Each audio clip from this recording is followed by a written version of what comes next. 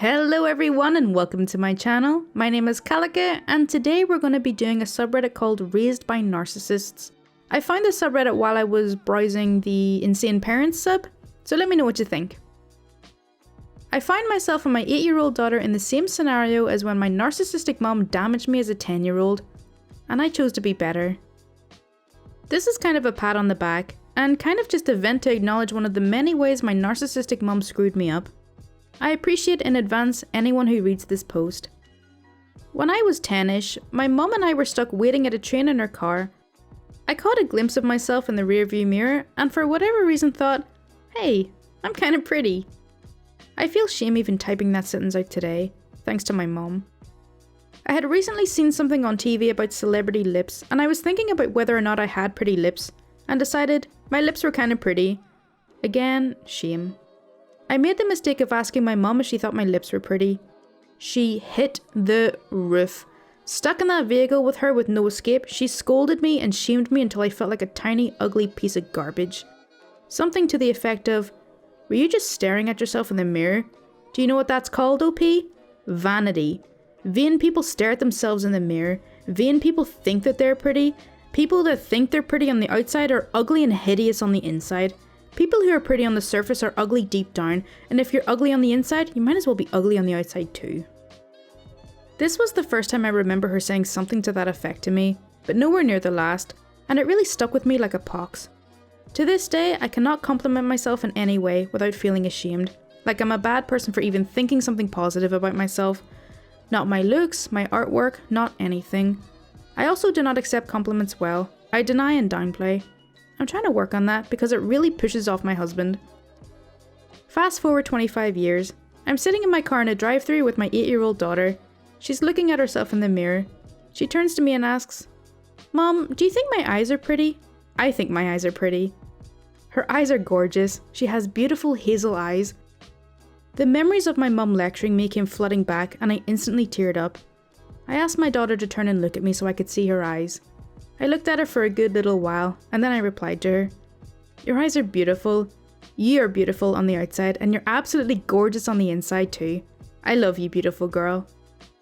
I assume my daughter will probably never think of that moment again. Maybe it didn't make much of an impression on her. But that moment with her really hit me and affected my heart and soul.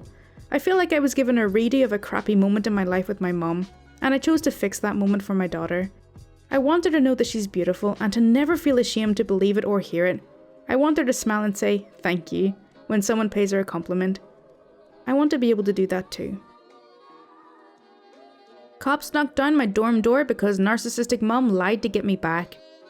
I attend college in Arizona, and narcissistic mom and enabling stepdad live in Maine. I've gone very little contact with them over the 3 years I've been in school. The summers I've managed to get a job or internship to keep me out here. 4 months ago, my mum sent me an email telling me I was coming to Thanksgiving. She wanted the family together and had a photographer coming to take photos, so we could fake being a happy family for a few hours. I told her I would not be coming because of my job on campus. She then called the school who told her that A, I'm over 18, therefore they can't tell her anything, and B, when she threatened to pull me out, the awesome lady at the registers told her, "Good luck, he's on a full scholarship and pays for everything himself." When she realised she couldn't lie to the school, she had enabling dad call and beg me to come. This guy stood by since I was 12 and watched my mum beat me, degrade me, lie about me, and did nothing. Frick him. I ignore his calls. She then called my biological dad who laughed at her and hung up. We have our issues, but he's genuinely a good guy who's dealt with mental health issues his entire life. So Thanksgiving I woke up, school was closed that day so I didn't actually have to work. I went to the gym, I enjoyed a leisurely breakfast at my favourite cafe. I came home and was getting ready to throw laundry in the washer and make myself chicken and noodles in my crock pot when my door was pretty much knocked down. Campus cops and outside cops. Guess whose mum called and said their son told his 13-year-old sister, I don't talk to my siblings because they're easily swayed by narcissistic mum, that he was gonna bomb the school. Yeah, so after a little trip to the campus police building, them searching my room and my car and finding nothing, my RA and 2 floor mates defending me and showing emails of my mum threatening me I'd be sorry for not coming to Thanksgiving, they apologised. I was allowed to go back to my dorm, and the RA and I managed to put our door back on. Then my grandma calls. Guess he was arrested for making a false police report. If you guessed my narcissistic mum, you'd be right. How do people like this exist? I will never understand it. My father passed away last year, and I just learned a secret from my narcissistic mother that has me furious. I'm 32, and up until I was maybe 26 to 27 years old, I steadily borrowed money from my father to help me get on my feet. I finally landed a nice job that jump-started my career and paid him the remainder a couple years ago. Only, here's the thing. He travelled for business and was only home weekends. Once I got to working and making the money back, I was working weekends, so I'd swing by and see my mum and give her the money. Never really talked about it much. My dad would just ask, "How's the apartment?" or "How's the car running?" or "How was that concert?" after loaning me money for said things. My mother randomly admitted to just holding on to that money and spending it, instead of telling him I repaid it or giving it to him. This was around the time she started cheating on him and hitting the bars, so my repayment was going to her beer money. They didn't keep separate accounts, but when my dad gave me cash, it was out of his travelling money because he was old-fashioned and carried cash, not just a cheque or something from their account. So my dad died not knowing I paid him back all that money, and he never said anything.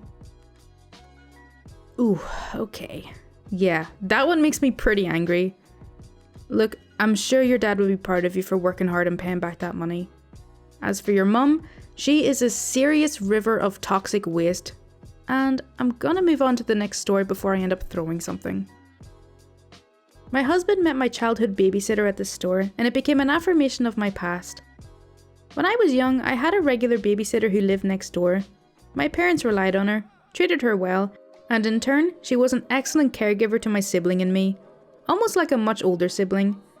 Eventually we grew, and she went on to make her own life, but every now and again she was mentioned in family conversations.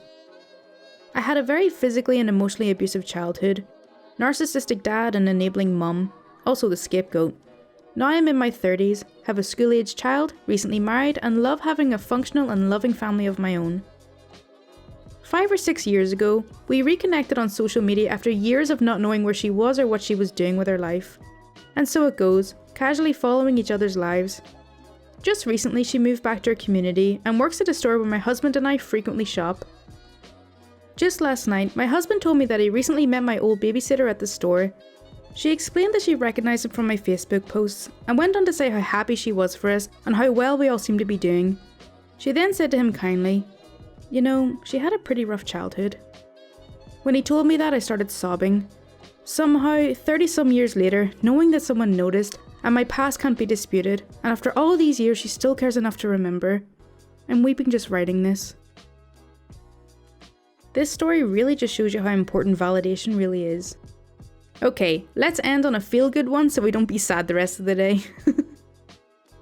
My 25 female, older friend, 84 female, just told me that she got a desk so I can come and work at hers, and I feel so loved and overwhelmed. I'm friends with an elderly woman. We drink tea, chat, and she teaches me to knit. I don't talk to my narcissistic parents and have never had much contact with extended family. I'm doing a PhD and do struggle with depression, anxiety, and PTSD, so sometimes I find it hard to work at the university. I just called her to see if she wanted to catch up on Sunday, and she told me she got a desk specifically so I can come and do my work at hers whenever I want, with lots of tea and biscuits. This is the sweetest thing in the world. It's a safe space to work in, with someone who I really care about and clearly cares too. I know it's company for her too, but seeing her has also done me a world of good. I can only imagine that this is what it's like to have a grandparent, or a loving family. She also has a really cute dog, which is always great for cuddles. It's weird, I'm kind of overwhelmed right now, so I just wanted to share with people that understand why it's overwhelming, but also that it's a big step in the right direction. Thanks for reading. Anyone who knows me in real life knows I have a massive soft spot for older people. I don't know if it's because I used to work in a place that was popular with the older generation, but I love them. And at the time I was working at this place, I think I was only about 16. I had bleached bright red hair and piercings in my face, and they would usually make jokes at my expense about setting off metal detectors or something like that. And when they seen that I could take a joke and usually return it, it formed a bond. When I left that job, some of my regulars brought me cards and presents and said that they were going to miss me.